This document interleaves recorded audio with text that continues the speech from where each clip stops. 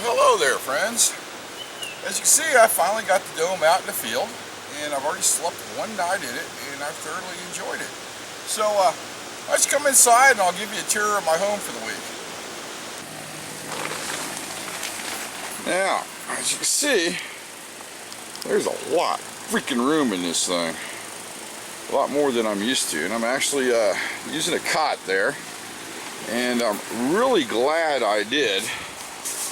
Because last night there was a wolf spider on the ground. I want to say it's probably that big around. I'm glad I wasn't sleeping with him. So let's start with this area over here. We'll take a look at what I got going on in this section. I brought the Molly 2 rucksack, so I'm carrying all my kitchen utensils, different foods. I got my hammock in there and a couple other items. I got my first aid kit on there. If I decide to go on a short day hike, I'm pretty well set up, I think. I am eating fresh meat, so I've had hamburgers last night, and corn biscuits were really good. Also, tonight I'll be having pork chops, and I think baked potatoes, and some, I'm not sure, berries or something, berry muffins, whatever I decide to make. If you're on my Facebook page, you've already seen the pictures. Alright, I got the Molly 2 sack. The cool thing about this dome, with these struts being on the inside, you got plenty of places to hang your gear. Right now, I did some laundry a little while ago at the bathhouse. I got those drying. Here I got the patrol pack, and I'm mostly using that to carry all my clothes in up to the shower house. And what else I got in there? Just some other essentials. I got my iPod in there, some snacks and things like this. And here we got the good old camera bag. Now if we come over this way, I got my shower bag hanging up here, and it's kind of dried off. It's got wet in the shower. I got all the shower, like shampoo, conditioner, foot lotion, toothpaste, toothbrush, all that good stuff. Here's what I kept the tarps inside the dome, or what I use for inside the dome on the floor. So while I'm talking about the floor, let's take a real close look at it. If you take a look around here, I've used, I think it's 3 8x10 tarps, and now I got an idea how to actually make the tarp setup for the dome. There's my ventilation system. I've got this fan blowing air in. And when I do make the permanent floor for it, I'm going to have it come up at least almost a foot to make a bathtub floor. That way the water, when it comes underneath, won't come into the dome. Now back to the ventilation system. I've got one fan blowing in, and I got some mosquito netting in there, and we'll buzz outside in a minute to look at that. And I've got this fan blowing up. So what it's doing is basically cycling the air, and there is so much air pressure in here, and the dome's not even sealed yet. It blows this front mosquito net out. So it's cycling the air quite a bit, which actually kind of gives me a little idea about this fan setup. So I think what I'm going to do is I'm just going to stick with it the way it is.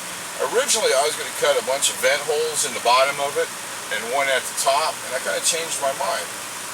Now you're probably going, hey Bob, what happened if you're somewhere there's no electricity? Well, I got that covered. I'm looking into a Harbor Freight solar panel system.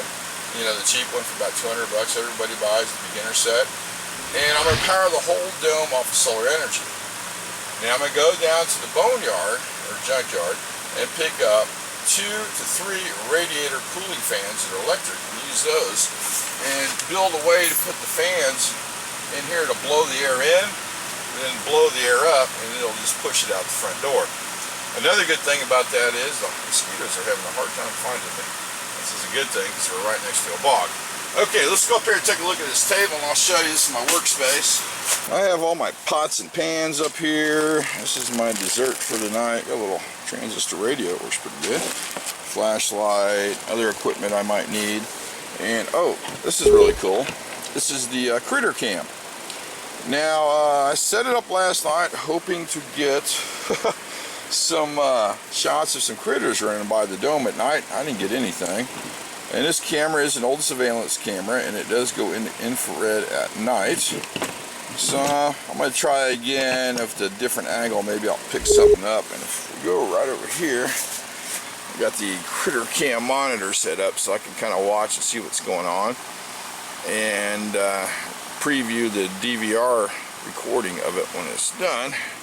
but so far, nada.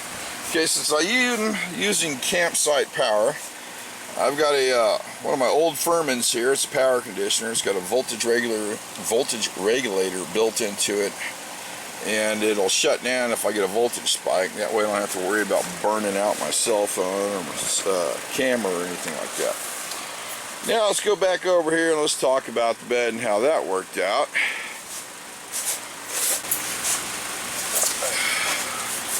Used a Coleman sleeping bag last night, and I'll be honest with you, got too freaking hot.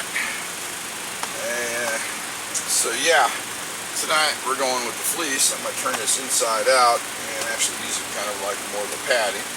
And this is just a cheap cot. Actually borrowed it from my dad. I gotta give it back to him.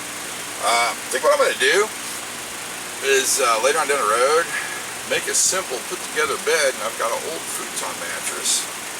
It'll fit in here, and I think it's like a super single. That way I can get 2 people on the bed, if you know what I'm talking about. We got my table over here. I'm using the box for the all the dome parts are in there, and I have my weather radio actually set up, and I'm not sure what happened to it, because we did have a small little storm blow through here this morning.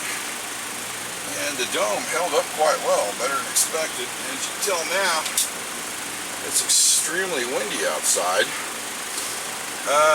So I'm still going to put a roof vent right about here or over here. I'm not really sure yet. And the main reason is that I want to put a stove in here for the winter time. Now I've been thinking about the permanent cover too, and I'm not sure if I can afford the vinyl to cover this area. So what I'm going to do is, I was looking at these poly tarps and I put them in, and these are the heavy duty 10 mil tarps. Is the silver reflect the sun in the summertime, then you can flip the tarp over in the winter and it'll keep the heat on the inside, and they're a lot cheaper than vinyl at the moment. So let's go outside and take a little look at the dome, how it's holding up after one night of some extreme winds and a little bit of rain.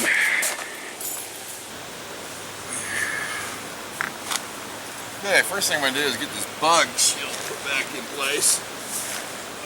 Well, I don't want to get no critters in here sleeping with me at night.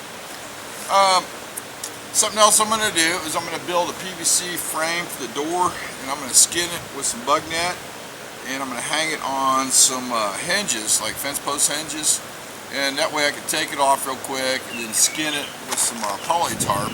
That way I can either seal it or leave it open. Now, it did rain this morning, and it rained quite a bit, and none of it came in. Pretty much this vegetable here kept it out. As far as the door design itself, I might raise it up a little bit prior to a couple of my friends that kept bumping their head on it. I don't know. So let's buzz around here and take a look at the cover, and I'll show you the back here where the vent system's at. Right there is where I got the fan poking out. And I just put some bug netting on there, and right now I just kind of got it clipped on at the moment. I was thinking of actually making a vestibule for the fan too. That way it can still suck air even though it's raining, because I did have to pull it in and close that up a little bit. And there's my cable for the critter cam.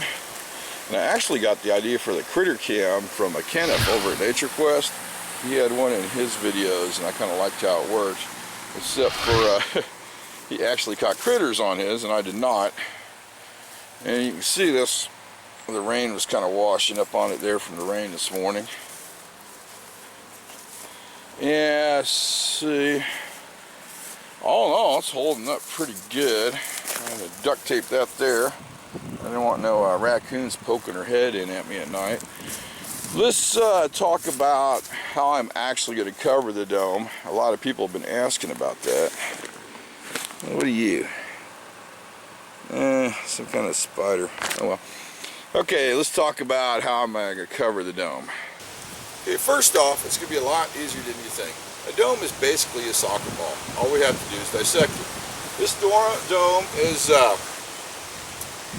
wait for the wind to blow by, 7 foot high with a 14-foot radius.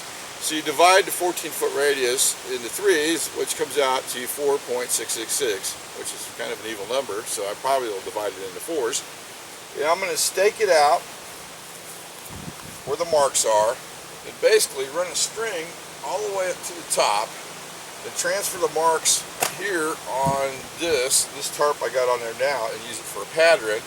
And then I'll lay it down on the shop floor and then cut the poly tarp out of that. Of course, coming out on each side, at least I want to say I'm going to do about 1.5 inches. That way I can seam it, glue it, heat it, or sew it. I'm not really sure what I'm going to do yet.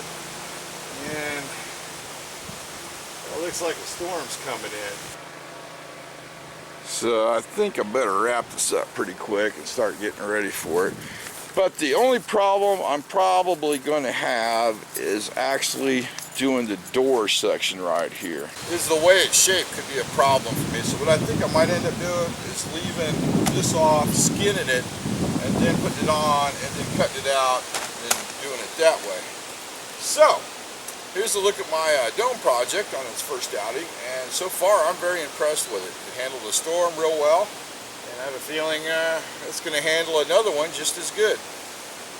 Yeah, I guarantee there's going to be some bonus footage. I'm going to show you some dinner, what I'm going to be cooking for dinner. And yeah, I'm going to do some night shots so you can see what the dome looks like in the dark. And maybe, hopefully, I'll add some critter cam footage on there if I can pick anything up on the camera. Which is odd, because usually, campsites are just covered with raccoons. So, yeah, that pretty much concludes this one. Like always, thanks for watching.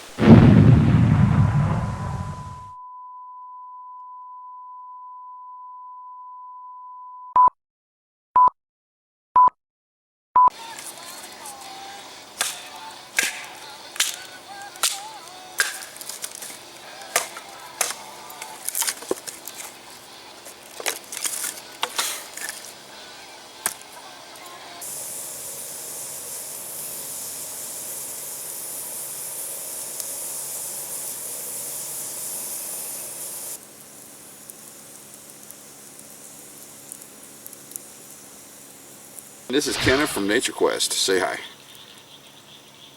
Well, I understand that Bob is cooking a potato. I wish I was there to eat it with him. Ken, you know you're welcome to come down anytime and have one. Well, you're a few miles from me. We gotta go camp together sometime, dude. I think we are. We're going to set up a date, and I'm going to meet you down there in Texas, and you're going to show me the sights and eat some wild edibles. It sounds like a great time. Yeah, and I'm going to bring some plants, show you some plants that keep the mosquitoes away so you never have mosquito colonies again. Oh, that'd be perfect.